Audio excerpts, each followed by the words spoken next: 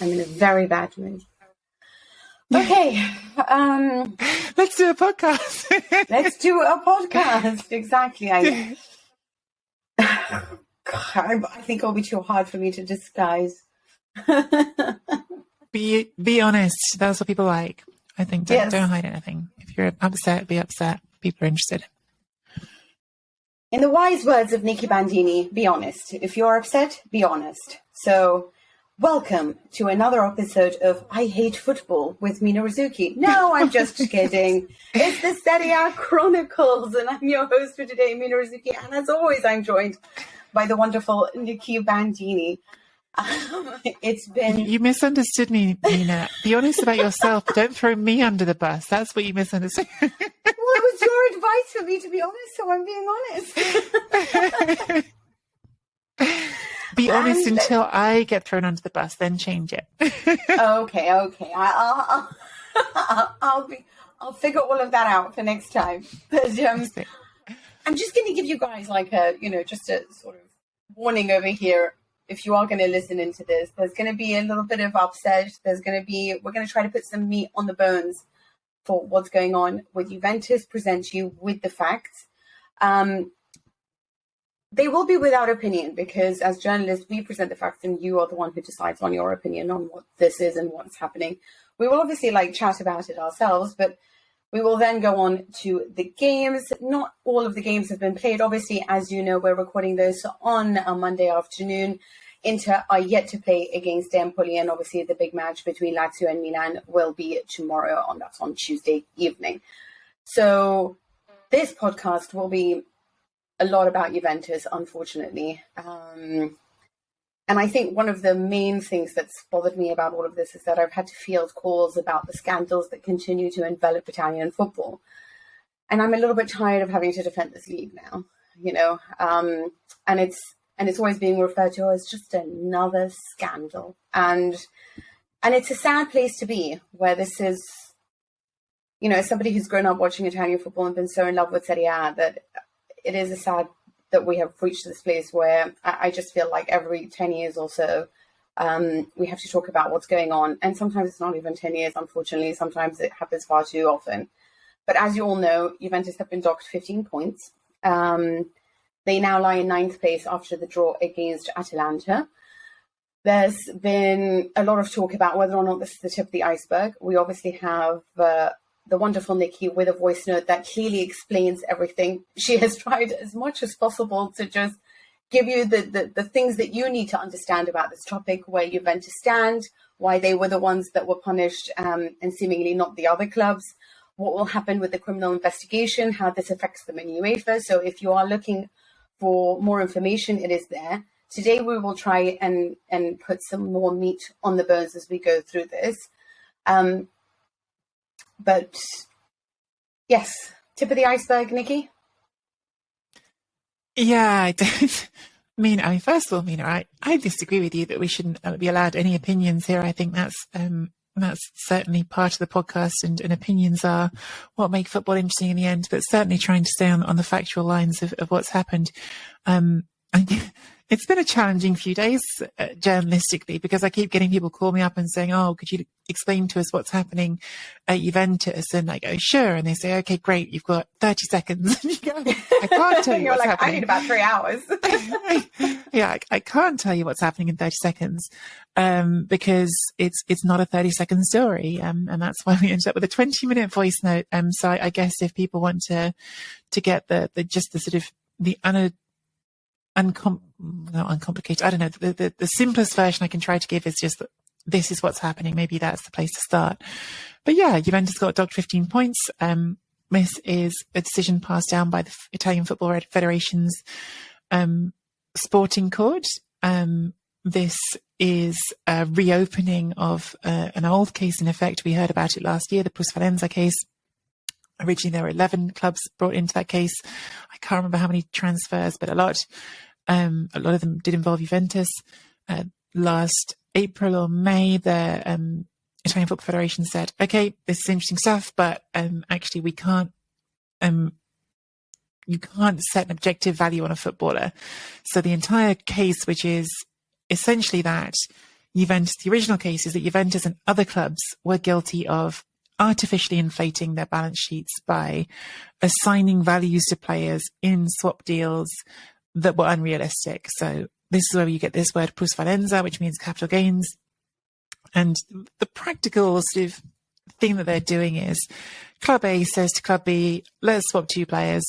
You swap them for the same value in theory. I mean, this is a very simple version. Of course, more complicated things than this are happening. But if you swap two players the same value, both of you get to effectively write a profit on your balance sheet. And that's because when you sign a player, you can write it into your balance sheet in an amortized way, which means you can basically spread the value of that player over the full length of their contract. So if you're spending 5 million euros on a player and you're giving them a 5-year contract, the impact on this year's balance sheet is 1 million euros. It'll be 1 million euros again next season and the season after that for 5 years, but you're only paying 1 million euros on this season's balance sheet. Again, notional money, of course, you still have to work out with the club if there's actual money changing hands. But if it's a swap deal, there's no money changing hands. So it's real simple. So notional player coming in has cost you 5 million euros, so 1 million euros a year. But you've sent someone back in the other direction whose value is also 5 million euros. You don't have to spread that across 5 years. You've got that coming in right now. So according to your balance sheet, you just made 5 million euros and you only spent 1 million euros for this year. So this is a practice that creates plusvalenza, capital gains. It's really standard practice across football all over Europe. This is not exclusive to Italy. You will find this everywhere in European football. And you will find, frankly, some version of it in business, all through business. All businesses are trying to work out how to spread their expenditure and sort of assign costs over a period of years to maximize their value from it. Okay. But yes, the charge against Juventus. Sorry, this is what I'm saying. It's already too long, Mina. I'm already talking too long. You can't interrupt it. Okay. Let's start off by saying, as in, I'm sure you guys all remember that there was this case and 11 clubs were acquitted in the plusvalenza case in April. Yes. At the time, the Italian Football Federation's federal prosecutor, Giuseppe Scini, wanted to reopen it, but was subsequently turned down.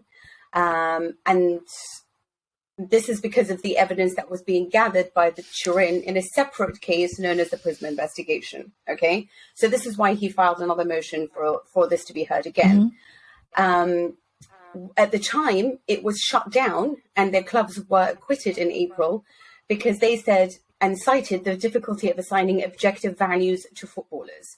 If I, for example, have decided that this can of Coca-Cola is worth £10 to me because I'm desperate for a can of Coca-Cola, I will pay the £10 even though I can buy it from the shop for, say, £1. How can you actively and accurately determine the price of something? Because obviously it's always based on the basic logic of supply and demand. This is happening with that. Have you seen that drink, Prime? Yeah. Like all the kids The going after. So like, this drink. is actually happening. Drinks are like a good example in the real world. Yeah, like people are spending hundreds of pounds on a £1 soft drink because it's got value to them, and that's how markets work. And it's by an influencer, and I don't know much more than that, unfortunately, because I'm not very hip. No, just jump into it. I don't know. So a parallel investigation was opened by the Public Prosecutor's Office in Turin, and that is obviously the Prisma investigation that we know now, and that's about the Juventus' published accounts for the years 2019, 2020, and 2021. So as you know, this is about capital gains, about how much money has been assigned to each player.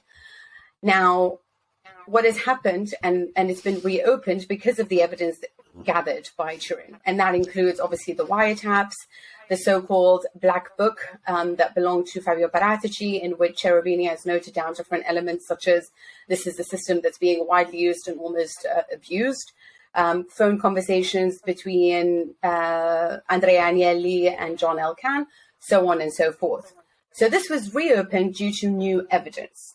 Now, part of the defense of Juventus, which is a 77-page document, highlights that what you are doing essentially is double jeopardy, because what you have presented is new evidence, i.e. the wiretaps. What law has actually been broken? If you are saying that we have dismissed the cases of all these other clubs because we cannot definitively assign a value, an objective value to a player, then how can you say that we are breaking a law that you have also decided doesn't exist? So even if we say we are abusing a system, it is still not a system that is essentially breaking the law. That is their defense as well. And when it comes to the sporting defense, this is not the trial that will take place in March, and that is a criminal proceeding. I'm talking about simply this one right now. Obviously, the prosecutors are saying that they essentially financially doped the market because they were just inflating lots of players' values, exchanging them with other clubs, and using their wealth and power to really change what players and what their values are in the market. And they are publicly traded companies, so they are supposed to be transparent in their financial dealings, which they haven't been. Basically, they're the big bad wolf, and they're doing a lot to harm Italian football, is essentially, in many ways, the ways that it's being looked at the moment. Another part of this, in terms when it comes to Juventus's defense, is that what's interesting is the way that Inter and the Milan prosecutors have determined the fact that they shut this down, and the prosecutor refused to further investigate it because he said, how can he objectively determine what a player's value is? And because he kicked that out because of the transfers to do with Inter, they're using that as part of their defense, feeling that, at this moment in time, this is the main thing that you're saying that we've done wrong. But you've also agreed that there is no law that says there is no law that we are breaking. Just us talking about it doesn't still equate to the fact that there is a law that we are breaking. Now, the further evidence you have provided is one thing to reopen the case, but what hasn't changed is that there isn't a law that they have rediscovered. So can you open a case as in double jeopardy when what's happened is that there's new evidence, but there are no new facts? And that is the whole determination now between Italian law as to what constitutes the ability to reopen a case. Because what you have found is evidence talking more about this particular subject, perhaps even confessing to it, but still no evidence that a law has been broken because there is, again, no law. So that is the thing that we come back to over and over again. Obviously, it's different when we then will start talking about wages and what's happening in the criminal proceedings, which is essentially potentially defrauding investors if they have indeed been, and if they are indeed found guilty of changing the amounts that were paid in salaries during COVID. We will look into that right now, but this isn't coming to that. Why were they punished so heavily? Because they did it systematically, and they felt that the other clubs were just doing it, on a one-off. Whereas for Juventus, they felt that it was a system that they really went for. Yes. Can I interject here, Mina? Because I Sure. think that what you're saying there is probably true, and that's certainly what's been reported in Gazette and everywhere else. We don't know why they've been punished because we haven't got the verdict That's yet. true. And the verdict is not going to be out for another 10 days from Friday. I should be able to calculate that in my head, and I don't. So, 10 days from Friday. So the end of this month, I should have just the date in front of me at this point. I don't. So we actually don't know. And that's sort of the point that's makes us even harder to report on, makes us even harder to sort of talk about actually is we don't have the reason given by the Football Federation yet. I find that a little bit crazy that you can release the punishment, 15-point penalty, and say, we'll let you know why in 10 days' time.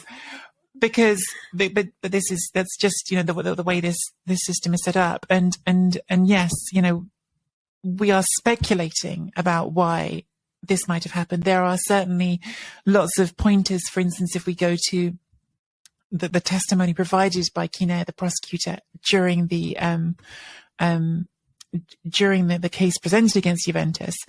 But for instance, the prosecutor asked for a 9-point penalty, and the penalty that was given was a 15-point penalty. There's even within what the prosecutor asked for, there's discrepancy then with the final judgment that exceeds it. So we're all sort of on tenterhooks waiting to find out what the Italian Football Federation says about this, because it's very hard for anyone, certainly for Juventus, to know how you mount an appeal against this until you know what you've actually been sort of charged with. Now, it might be that the Italian Football Federation has an explanation that makes the double jeopardy argument look weaker, that makes this argument that there's nothing in the law look weak because they might be citing something specific. We don't know that yet. And that's the bit that's sort of really unclear right now, because, if you want to knock this down now, this decision, there's basically two steps of justice that are the obvious steps to go to. And there's the Board of Guarantee with the Italian Olympic Committee that they have 30 days to lodge their appeal, which again seems a bit strange. You have to wait 10 days for the verdict, and you've got to get that in there, but they will. Obviously, Juventus will appeal to CONI. And the Italian Olympic Committee, CONI, they can only reverse this ruling. They can only annul it, basically. They can't modify it. They can annul it if they feel that process has been not followed correctly. So double jeopardy might be a case you could make. There has not been due process here. Like, we should not be allowed to be tried twice in the same truths. Twice. That's a matter of process that could be raised, which is why a lot of people just to clarify that. Mm-hmm. Clarify just the fact that it's only on process. They can either they can't actually discuss the merits of the case or what they find guilty or not guilty. They either cancel or not. Yes, exactly. So this is either knocks the whole thing down or waves it on, basically.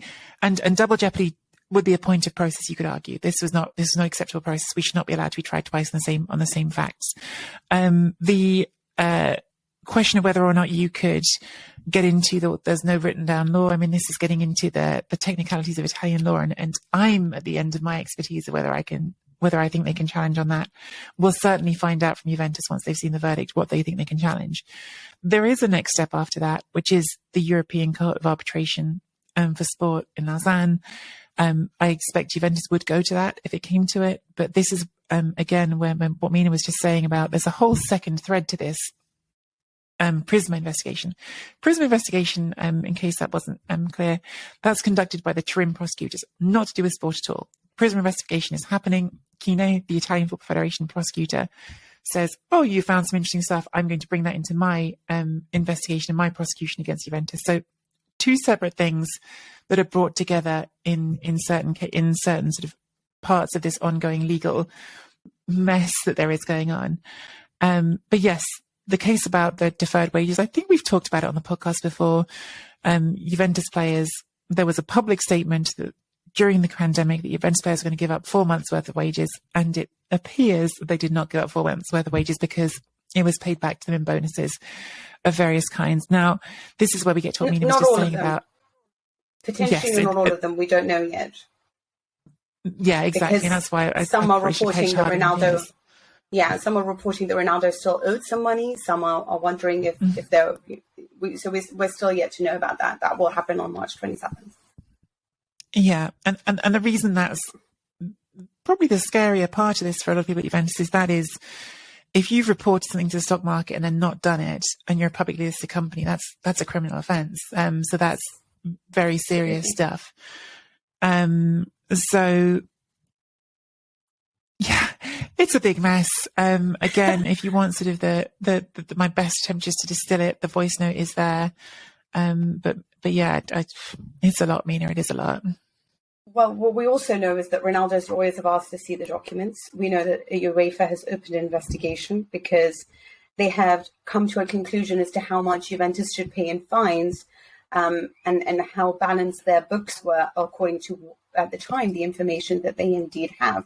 This obviously now opens and begs the question, what do we know about Juventus's books? We need to start investigating. Are there further fines that we should impose? Should we throw them out of European competition if they are to actually qualify? So that's a separate thread. So just so we know, what happened on Friday is sporting justice. What will happen at the end of March is a trial for criminal proceedings that has nothing to do with sport, but rather to do with what Juventus did from salaries, capital gains, so on and so forth. And then obviously we have UEFA and all of that. UEFA is waiting to see what happens in the criminal proceedings before it makes any judgments and continues its own separate investigation. There are some things that I'm sure you heard that I don't know, or I don't know if you want a little bit more meat on the bone. Unfortunately, why people say it's the tip of the iceberg is because we know that there are other clubs who do this. One that continuously has been mentioned alongside Juventus is obviously Napoli. And so far we know that their prosecutors have been asked for further information, and something could be reopened for them, especially with the Osimhen transfer. When it comes to Juventus, we'll talk about that in greater detail in a second. when it comes to Juventus, in relation to these particular transfers, the minus 15 points, in practice, that the transfers that were investigated and that they've highlighted equates to 3.6% of revenues of what they've gained in capital gains. But then how do we subjectively and also rather objectively give a qualitative value to what these transfers made or how much sponsorships that brought on? This becomes very messy. But I suppose that's the one thing that hasn't been said, Mina, that's important. Like, the reason that the Football Federation can argue that this matters is if you feel that if the feeling is that they have been able to financially inflate their accounts, then there's a follow-on argument that you can make that Kine advanced, that that's a competitive advantage. If you are building your accounts bigger than they really are, that's a competitive advantage. And that's also why UEFA will be interested, because UEFA, of course, have their financial fair play rules. There was a settlement agreement with Juventus. If you're doing things that make your accounts look better than they really are, then that's a competitive advantage, is the argument. And as you've already said, like, of course, it takes two to tango. They aren't doing these exchange deals on their own. So if they're doing it, they're certainly not the only club doing it. And I think that's the question that a lot of people have, is why is it Juventus and not the other teams? Like I said, right now we can only base it on conjecture because the reasons haven't actually been defined by those that have decided to give the punishment. So until we know that, we can't speak further. But what we think we know, and one of the reasons that we think to do with that is that, like I said, this was a systemic use. What they found afterwards was that this almost stopped happening as soon as Cherubini took charge. So that's an interesting matter as to how Juventus' accounts looked sort of during one time and during another, which sort of says to you that this was a system that they relied on, potentially, yes, or not. And I think that's up to the defence right now to look into. Sorry to jump in again, Mina. I think that's also it's just an interesting part of the ruling that we also haven't even mentioned yet. Of course, there were suspensions handed out to a lot of directors past and present, and they're different lengths. And again, when we get our final verdict, we will understand why different lengths were given to different directors. We don't know that yet, but at some point we will get an explanation of at some point in the next 10 days of why some directors have been punished more than others in this ruling. Yes, and it seems that right now the hardest hit would be Andrea Agnelli, because potentially the buck stops with him, and Fabio Paratici. Paratici got the longest. Yeah. Oh, Paratici got the longest. No, you're right. Was it more than it was? Well, because also if you find in most of the things Cherubini refers to Paratici so often, yet he too has been blamed for this and offered a suspension, which puts Juventus in a very difficult situation right now, because they actually have no directors in charge that they know of, not even Cherubini, who was supposed to be the last man standing. So what they've done is bring back Francesco Calvo. I don't know if any of you remember Francesco Calvo. He was indeed married to the woman that Andrea Agnelli has since, fathered her daughter, in which Stephan, the UEFA president, is the goddaughter of. And so there was this whole sort of tabloid story between Calvo losing his wife to Andrea Agnelli. And now he is back at Juventus, helping to sort of rectify the situation, coming on and providing his expertise on a sporting level to help this club through. A lot has been said about Cherubini being suspended and being punished during the transfer market, which sort of stops Juventus being able to really do anything in this transfer market with absolutely no director available to them. That is another thing that will be looked at and obviously talked about when it comes to their appeal against all of this. Let me just try to think of all these things that I've come across. I guess when I was talking about my opinion, I was saying that it was just like, we'll lay down the facts. And obviously then we'll have our separate opinions based on it, or what we think will happen or what we won't think will happen. But lots of people have asked and said, do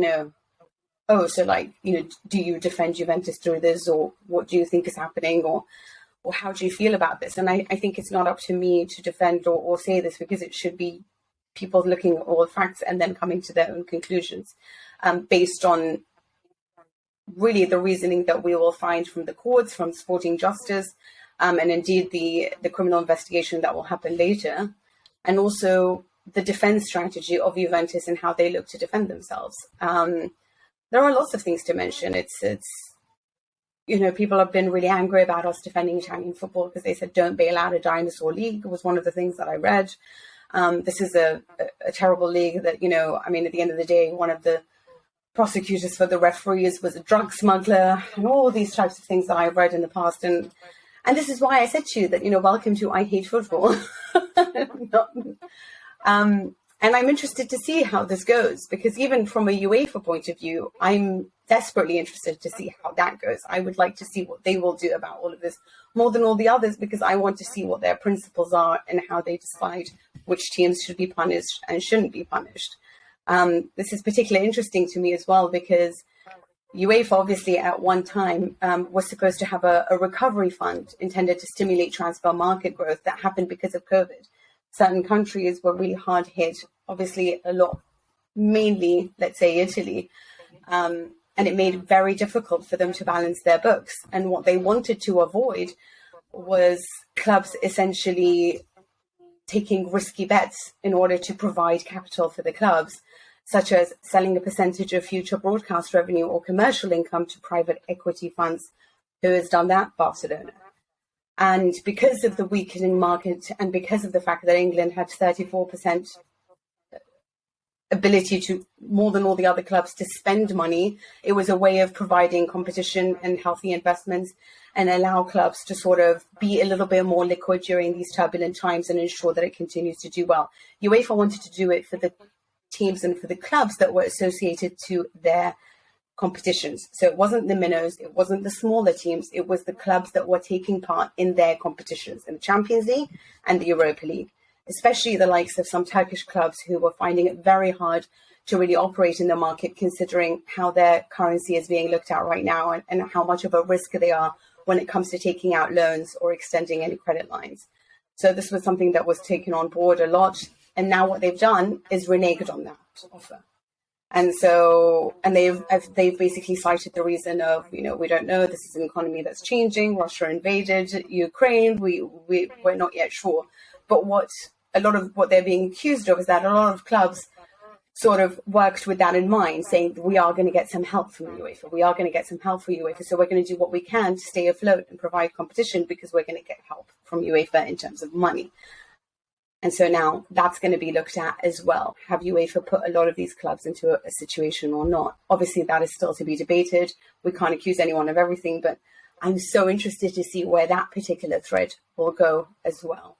I'm trying to think if there's anything that we've left out because I wanted to provide a little bit more meat to the bone of all these other, And then obviously there's the political situation, the reputation of Italian football. The reputation of Juventus, the politics, when you were saying that they could appeal and appeal and appeal. Will they? That's the question.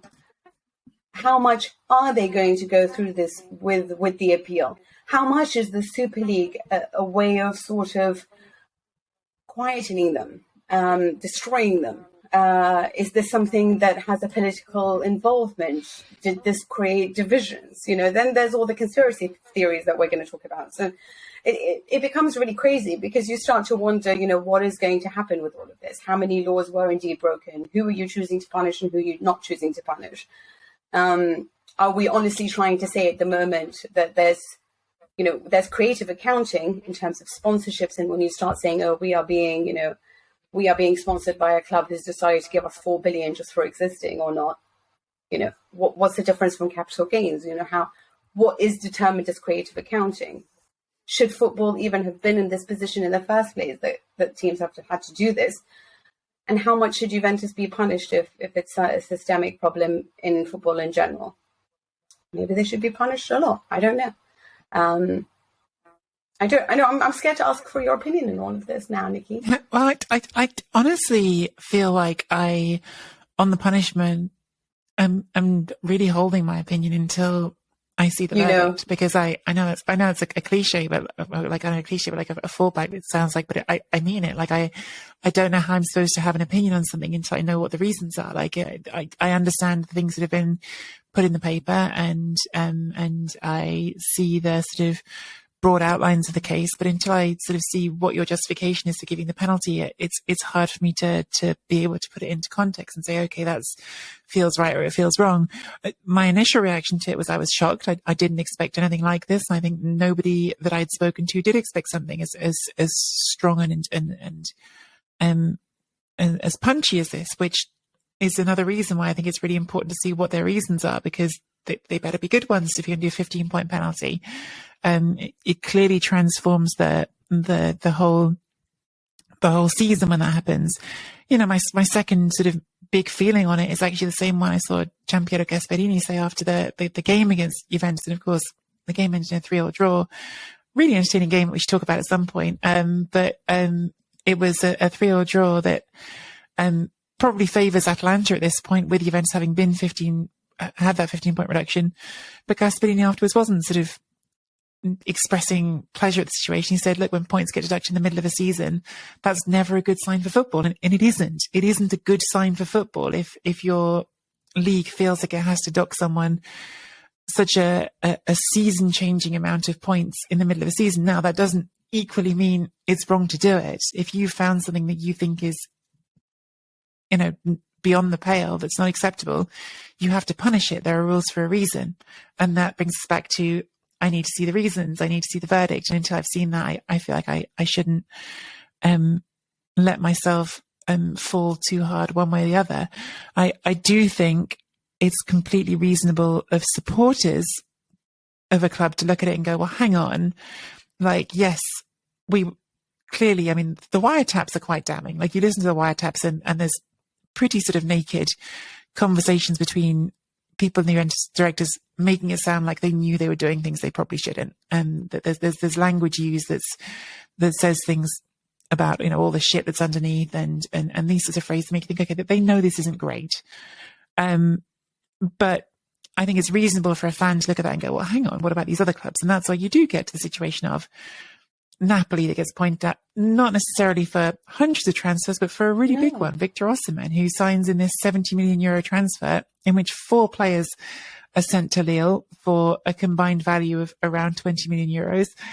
And some of them never even play for Lille. And how was that calculated? And if we're saying that's not okay, then what's going to come of that? Now, again, this is why I would urge people to not say, oh, this is conspiracy against X, Y, or Z, because Kine, the prosecutor, has said, oh, I want that information next. That's where he's going next. He's asked for the information from Naples. And the reality of some of this will come down to as well, what's been found. We don't know what's going to turn up in those documents from Naples. Maybe nothing, in which case you can't build a case without the evidence. Whereas in Turin, they've been able to compile evidence that clearly the Italian Football Federation has found compelling. In what way they found it compelling, again, I'll just keep repeating, we don't know yet because they haven't released that yet. So, yeah, just to finish, you know, my feeling on it, Mina, is it's not great that we're here again. It's not great when you're trying to sort of enjoy the football, when you're trying to have a successful league, when you're trying to have a sort of structure for ongoing success, that how many years it was on, less than 20 years on from Calciopoli, we're at another major incident involving the biggest, one of the most successful clubs in Italian football history, the most successful club domestically in Italian football history, whose fault that is. That's where I get into the bits that I'm waiting for a verdict for, but it's not healthy for Italian football at all that we're here again. I think my main gripe with all of it is, this is just my honest opinion, is the way that's been handled in general, and the timelines with it. What annoys me and what disturbs me is the fact that I would have liked this ruling to have come after the criminal proceedings have been exposed or talked about. If you are then going to punish, let's say, Juventus today, you do decide to reopen the Napoli case and punish them when? And so are we seeing a staggered approach to penalties potentially being handed over? Will this penalty change when we see the evidence of what happens in the criminal proceedings? Oh, wait, the wages did cause a lot of problems. Maybe we should dock them even more points. So every day we don't know what kind of table we are waking up to. right now. Yeah. But this is what disturbs me. I feel that when you present a case, it should be a comprehensive case that involves everyone that you want to prosecute or not, or whoever you've deemed not worthy of being prosecuted, but it should be done on the same timeline. Let's say that this was the reverse, and Napoli was and they found something that they didn't like about the way that Napoli had handled the transfers, and they want to open this investigation, and they've decided to dock them points before criminal proceedings take place. Have you just robbed them of their opportunity to win Scudetto? And if so, what have you done in determining what, and then what, you then dock points next year for somebody else and the year after? So none of this is ever true. What are we actually living with? Because they're all different timelines, and that's what disturbs me at the most. I feel they've jumped the gun in all of this. Either you present a comprehensive case and that you assign blame or whatever it is, or find reasons to prosecute, but everyone equally at the same time, after all the evidence has been presented, defenses have been done, appeals have been exhausted, and then everything gets done properly, or you just wait. But right now it just looks terribly staggered.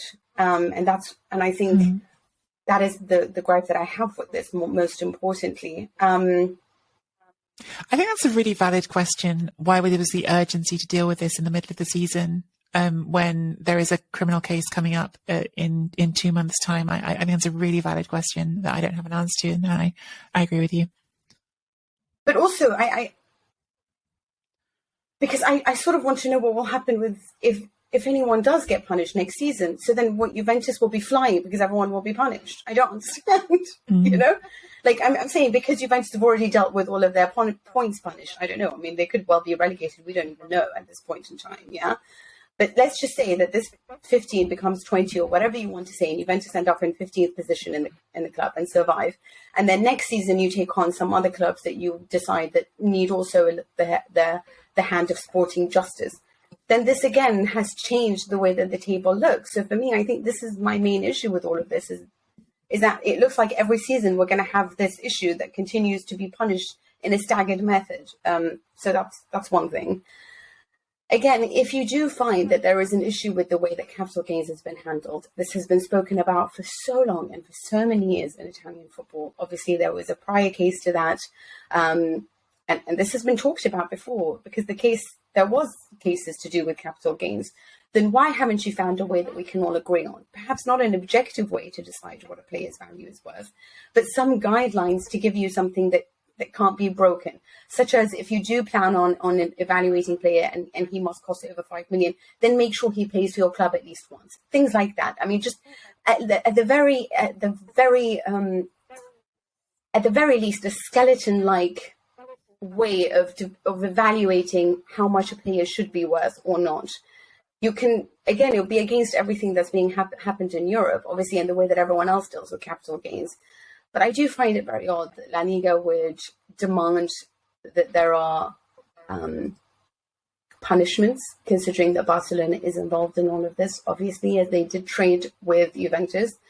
I find it strange how you have some prosecutors in Milan deem this as unworthy of their time, because you cannot abuse a system that is not an established system. There's no rule that's been broken, and then have other prosecutors feel like, actually, no, this is something we need to highlight. But should we just talk about the football now? It was a really good football game, Mina. It was a really good football game. Weirdly, after all of that, it was a really good game of football against Atalanta. Do you think that it will be Atalanta or Roma in the end? No, I'm not going to assume that this points penalty doesn't get overturned. It might not, but I think any assumptions about how the season ends up now are kind of a bit throw your arms up in the air. We're literally only halfway through the season, which it always, I think it's true in all of Europe. It feels like we're further in than we are because of the World Cup delaying the middle of the season. I have no assumptions about how this case will play out, about how the Napoli case will play out, if it does play out at all. And I think that fretting about how things will be at the end of the season almost feels futile this weekend. Maybe in a few weeks' time, I'll be able to sort of think clearly about that again. I think what I was sort of excited by this weekend was just that we got a game like this. I thought Atalanta obviously have been electric to start the year. They put 8 goals past Salernitana. They scored another 5 goals in the cup in midweek. And that's not just like, oh, shrug, it's Atalanta, by the way, because the first part of the season wasn't like that for them. They actually had quite a slow start to this year. Just bring up the numbers for myself. At the beginning of January, they'd scored how many? At the beginning of January, they'd scored 22 goals in 15 games. They scored again 3 this week, 8 last week, another 5 in midweek. They're suddenly scoring really, really freely. Ademola Lookman, we've mentioned before, is having a spectacular season. But it's not just him. The whole engine is suddenly just purring for Atalanta in a way that it wasn't earlier this season. Yet another sort of Gasperini success story, when you think that in the summer there was all this talk about, oh, he might even leave. They were talking about in the summer because of not being sort of on the same page as directors about what the ambition was. Was this team supposed to fight for the Champions League? Was this team supposed to have these big ambitions, or was it time for another reset, get rid of the older players, go back to young players and restart? And they have gone for that model. They've gone back to, right, let's be Atalanta, let's find the young players, let's regenerate. And they found some great young players. We talked about Højlund having that great game last week against Salernitana. I thought in this game, Giorgio Scalvini, the young Italian defender, again, in 19 years old, a few moments they're just like, oh yeah, this kid's got something, like the control, the bringing down high balls, really sort of exciting player. But what made this brilliant, this game, Mina, was that in a way that they really rarely have this season, in my opinion. They won games, but not like this. Not this was a win, but playing like this. Juventus embraced it. Juventus did not shut up and go, right, we're going to sit here and park. They engaged and they played this game of football against Atalanta that was end to end, that was seesawing in terms of who had the lead, and that showed what Juventus can do going forward as well. I mean, Di Maria was brilliant. His best performance, I think, since I've seen him since he got to Juventus, showed what quality he has. But Milik as well, with that brilliant volleyed finish on the second goal, and just everything about it. Even the goal for the third one, the sort of set piece, the pre-planned set piece with Di Maria doing the little back heel to Danilo and the daisy cutter onto the wall. I thought Juventus were thrilling in a way that they haven't been very often at all, and it was a great game of football to watch. Yeah, I think what's specifically interesting about this Atalanta side is that they started off defending in a different way than they used to. It wasn't so man-to-man in the very beginning. It was sort of taking a step back and lowering their center of gravity, working on defensive ability, cutting lines of passage of play, until they built up their attack once again. So they had the best defense in the opening rounds of Serie A. They were the team that just didn't want to concede at that point, which shows you the great flexibility that Gasperini has as a coach, is in the sense that he can sort of turn everything around. He can have the best defense, he can have the best attack, whatever you want, he can provide it for you. And I think that's the glory and that's the beauty of Gasperini. So he took that approach until, of course, he was able to build that brilliant trident. I mean, we'll always remember Papu Gomez, Jovan Zapata, and obviously Josip Ilicic. But what we have now is Rasmus Højlund, who we just didn't think that would explode in the manner that he has indeed done. We hope Jeremy Boga was always going to provide some interest and some beauty. And obviously, what is more stunning right now than Ademola Lookman right now? I mean, 2 goals and assist, exceptional. The way his mind works, it's so fast. It's just wonderful to watch at the moment. So what they've done is obviously now gone back to being the Atalanta that we know.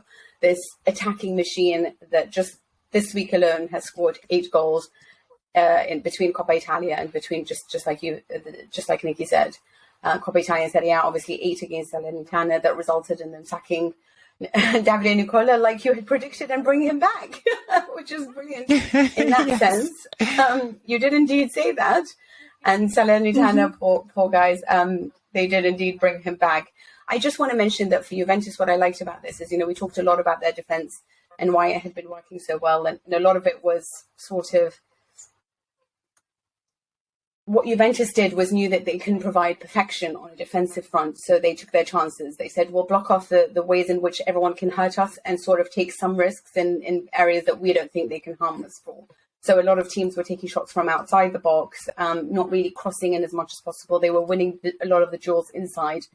But what happened now, as we can see, is that when they do decide to go on the front foot and the midfield takes part in that as well, it leaves gaps at the back. And actually defensively, they don't have the likes of Bonucci, Chiellini and Barzagli, who provide the different elements of a strong defense that can deal with these types of risks a team might take when it wants to attack. So I actually did attack on this opportunity in this instance. And we saw Allegri in that fantastic celebration at the end when Danilo scores to make it 3-3, which just shows you that how much they've been carrying and how much off the pitch matters has really helped, has really upset the team and how much they've wanted to put themselves out there.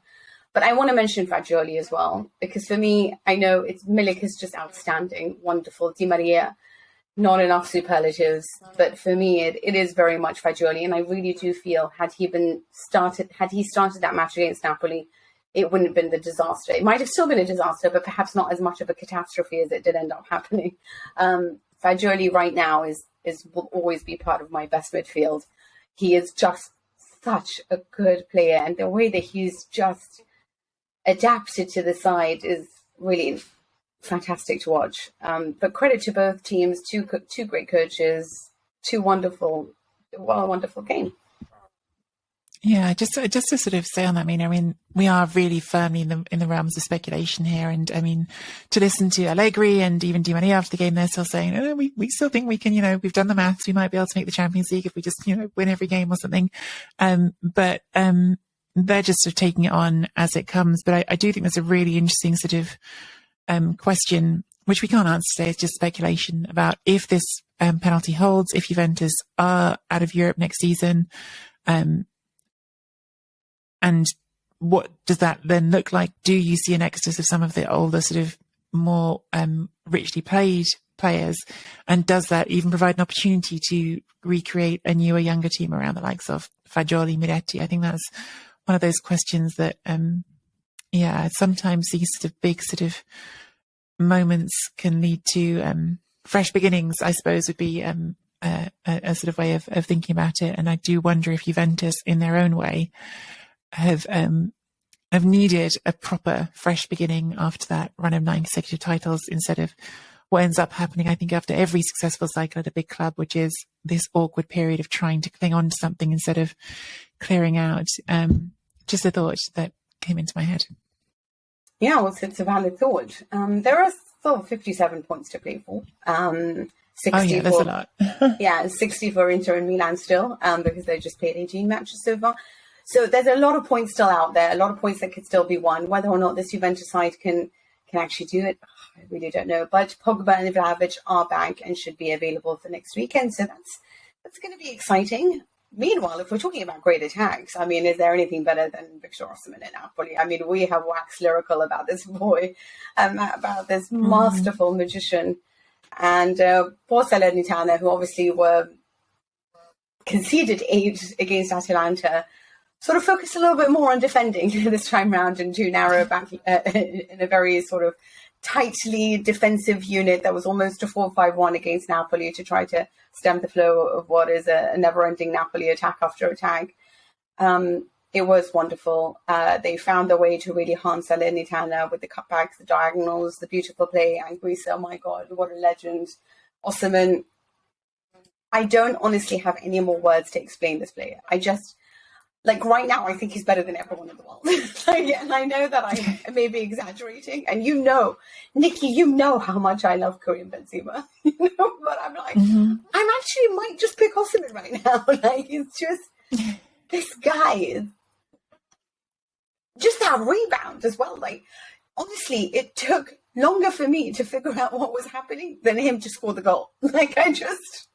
My eyes took longer to see what was happening on the pitch than he needed to actually score the goal. I don't know whether I'm clearly slow or I don't know what's going on. But Napoli, once again, it would just be such an injustice if they don't win the league this year.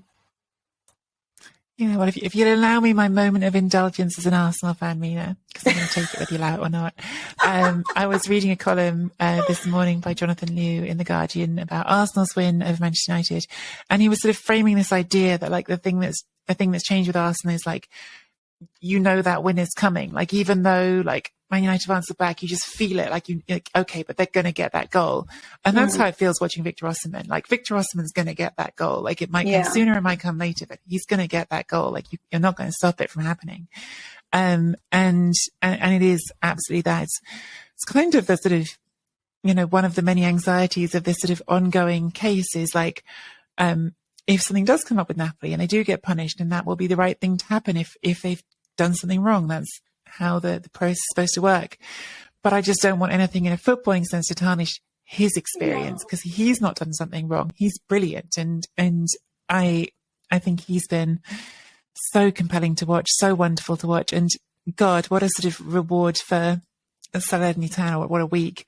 You know, congratulations. You survived that 8-2. Now here's your prize, a team that scores 3 goals a game, which actually, you know, you kept them to 2. So well done.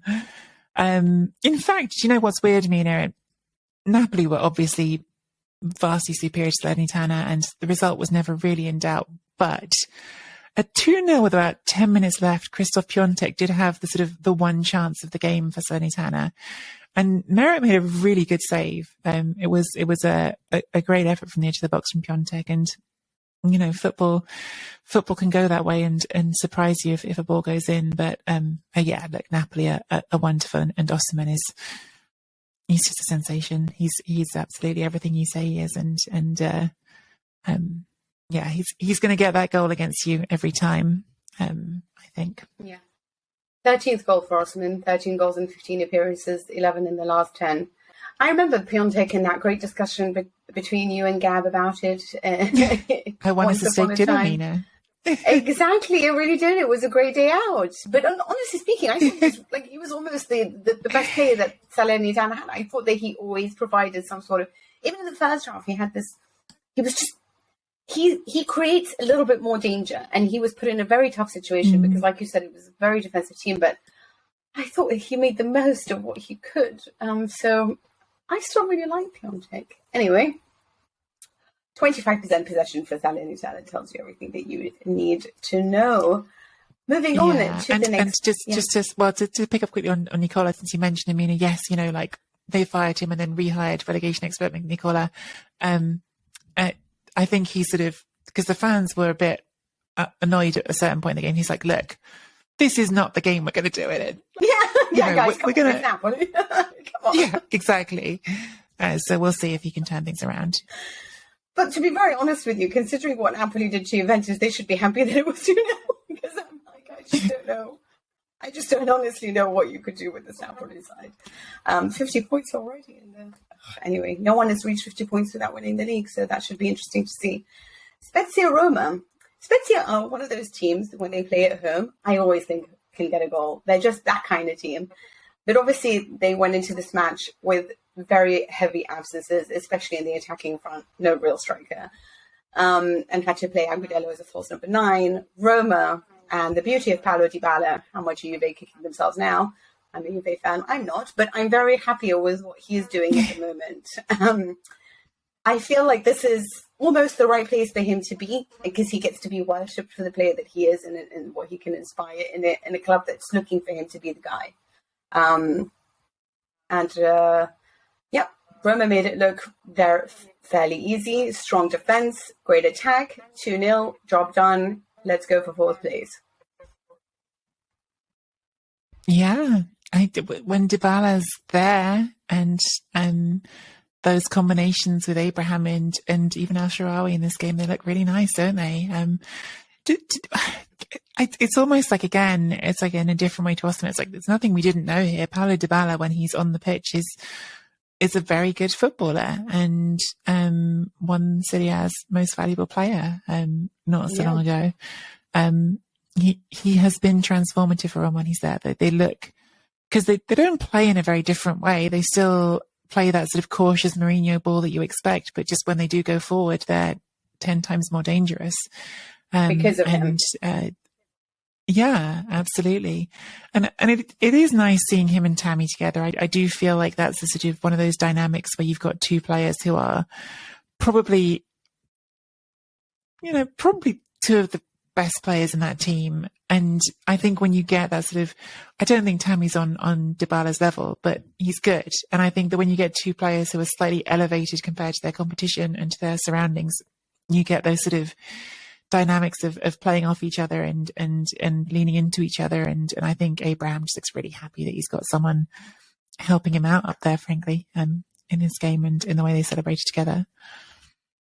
You know how when the squad lists were released for the World Cup, and we were sort of, I mean, you and I especially were very upset that Tomori wasn't included. Smalling, I mean, he's just been tremendous. And I feel like as much as that was, it's, you know, his age, we understand, obviously, is a little bit older. But he has been nothing short of consistently brilliant for a really long time. And I think, you know, while we're discussing whether or not it should have been Harry Maguire or it should have been Tomori, I don't know if enough of a fuss was made about Smalling. Because I think having that sort of secure back line, playing the Mourinho way, is always going to make you a bit more defensive. So I guess it helps some of the centre-backs even more. But it is having a leader like that at back has really helped sort of make sure that Roma continue to be disciplined. Like, this isn't the match in which you can really say this is a brilliant team or not, but they are a disciplined team. They know how to do the fundamentals pretty well. And when you have an attack in which, like you said, you've got Tammy, Abraham and Dybala sort of connecting, and I think that partnership is really growing in understanding as well. And I wonder whether Tammy will now take, you know, the second half of the season and really elevate, because, you know, he can do it. I'd also like to see, you know, Shaarawy's there now. What are we going to be able to see from him? I don't know. Roma's an interesting process because I honestly don't know whether they're terrible or whether they're really good. Does that make sense? Yeah, definitely. I think, honestly, I think I lean towards good, Mina. I think when you look at those expected goals tables, like all the expected goals tables suggest that Roma should be actually better off than they are. And in fact, it's been Abraham being a bit out of form in the first part of the season that's probably cost them. I think you're dead right about Chris Smalling. And I think what's fascinating about that actually is, if you remember, under Fonseca, he was such a nice fit because Fonseca liked a high line and because Smalling's fast and because he can recover, and that's sort of his strength. And I think the fact that he's adapted to Mourinho with a completely different kind of football actually speaks really highly to him. And I think he is having a really nice season. He's been better than Tomori in the last 6 months, I think. Absolutely. You know, I think this season he's been better. No, I agree with you. I mean, I think he's been better than Harry Maguire at club level as well. So if there's anyone that should really demand it to be put in that team, it really should have been him. But Maguire did a good job for England anyway. Right. This isn't the English football podcast. But moving on, Fiorentina and Torino. This was for me, like, hands down going to be a 1-1 or a 0-0. So I was a little bit shocked when Torino had that wonderful first half, managed to get the winner, and then there was Vincenzo Italiano and his team that looked all sorts of, the poster child for tactical confusion, if you will. And it doesn't look good when Domenico Tedesco is in the stands. What does that mean? Whose job is he after? Why is a coach over there? But it was a Torino win, and it was finally a win in Florence in the league for the first time since October 1976. Yay for Torino. That's crazy. Yeah. I mean, it was one of those games, wasn't it? Milinkovic-Savic had a good gaming goal for Torino. They played their way, which is, we're not going to be having the ball necessarily as much. We're going to get in your face. We're going to be aggressive and we're going to bully you out of it. And it's not always pretty to watch, but it can be very effective. It was a really good win on the road. Do you think that, when we always discuss that Atalanta players, we don't know how well they do outside? Moranchuk is kind of the magic player for Torino at times. So I feel like they needed the Atalanta player to secure it. But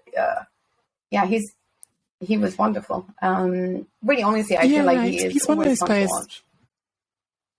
Yeah, he's one of those players who I think can be a bit, by Torino standards, like capable of doing things that are 40 schema, like out of nowhere, like that don't necessarily have to be part of like the structure of everything. And perhaps if you're going to play such a rigid, determined, shut everything down kind of game, it's nice to have one player who can give you a bit of magic sometimes. Yeah, that is absolutely true. I think that this has been an overwhelmingly long podcast. We had tried to make it short. We really, really did, but there was just so much to talk about. It's just, it's so hard, that Juventus topic, not to do it in a big way. Yeah, and I think that, there's a lot of people that keep asking questions, and it's really hard to keep responding to just various messages with almost a copy and paste type of answers. So it's good that we had this little discussion so we can provide as much information as possible. If you do have questions, send it through, and maybe we can do like a Q&A voice note if you want further information. There is obviously an article. You can listen to the voice note that Nicky has made for the podcast. There is an article for The Guardian. There will be one on the BBC that I'll write as well. Still haven't gotten around to it. And until then, we have got some Chronicle Tifosi shout out. So thank you so much for joining and being part of the club to listen to Nicky and I usually joke and have fun, but not so much this week, huh, Nicky? Sorry. Okay, let's just welcome in a few names. Are you happy to split the list with me? Mm-hmm. Hello and welcome to FC Giddy. I don't know if it's kind of all one word, so I'm assuming it's FC Giddy. It could just be something else. I'm really sorry. Also to JSR GUA. So this is, I'm assuming again, this is initials. So I'm really struggling with some of these names. But also welcome to Julius Forward. I just want to say I love Julius Forward, and I always worry when I say things people's names that I hope they're not going to be upset, but Julius Forward does sound like a name that you would get in the old football games that didn't have the licenses yet. So your centre forward would be called Julius Forward. So anyway, I hope that you play football, Julius. I hope you are a centre forward.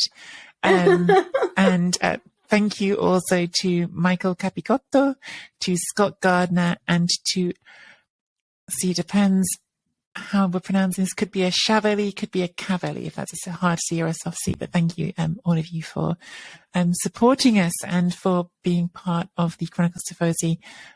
We honestly really do appreciate it, and that's what allows us to make all this content. So thank you for doing that. You can find us on Twitter, as always, at Nicky Bandini and at Mina Rzouki. You can follow Serie A Chronicles on Twitter, Instagram, and YouTube as well. And you can keep getting your stuff from us right here. We'll be back definitely next Monday with another recording, but most likely with more voice notes in the middle. And maybe we'll even get some more information with the verdict from Juventus's case. But until then, that's it from us.